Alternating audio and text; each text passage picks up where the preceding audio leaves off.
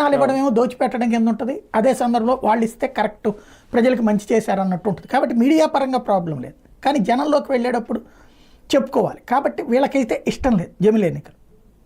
రెండవది ఏమైపోతుంది, కేంద్రం నుంచి అందువలన వీళ్ళకి హామీ ఏదన్నా ఉండాలి చంద్రబాబు గారికి.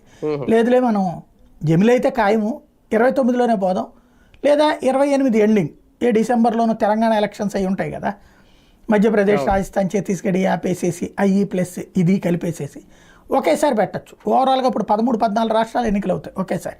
ముందుగా ఒక 6 నెలల తర్వాత. జమిలి అంటేనే ఒకే దేశం ఒకే ఎన్నిక సార్, అలా సాధ్యం అవుతుందా? ఎందుకు అవ్వదు?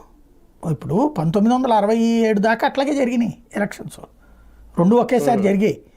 తర్వాత ఎక్కడో ఒక రాష్ట్రంలో రాష్ట్రపతి పాలన రావడంతో బిగినయ్యి ప్రభుత్వంలో వాళ్ళు కొట్టుకు సచ్చి విడిపోవడం వల్ల చీలిక వచ్చింది. దాని ద్వారా అక్కడ ప్రభుత్వం రద్దు చేసి రాష్ట్రపతి పాలన పెట్టాల్సి వచ్చింది. అందువల్ల మళ్ళీ ఎన్నికలు పెట్టడంతో బిగిన్ అయితే 5 ఏళ్ళకి, అప్పుడు మధ్యలో 2 ఏళ్ల తర్వాత ఆగిపోతే ఏమవుతుంది, మళ్ళీ 5 ఏళ్ళ దాకా ఉంటుంది కదా. అట్లా ప్రారంభమై వివిధ రాష్ట్రాల్లో మారుతూ వచ్చింది సిచ్యువేషన్. వాస్తవంగా 67 దాకా జమిలి ఎన్నికలే జరిగినాయి ఈ దేశంలో. ఎన్నికలు నిర్వహించడం కష్టం కూడా కాదు పెద్ద.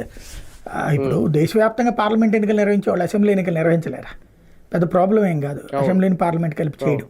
కాకపోతే ఓన్లీ ఏంటంటే పబ్లిక్ ఏమనుకుంటారు, ఒక ఆస్పెక్ట్లో పబ్లిక్లో అయితే దీని మీద ఏమి దాన్ని ఏమంటారు ఎమోషనల్ టచ్ ఏం లేదు.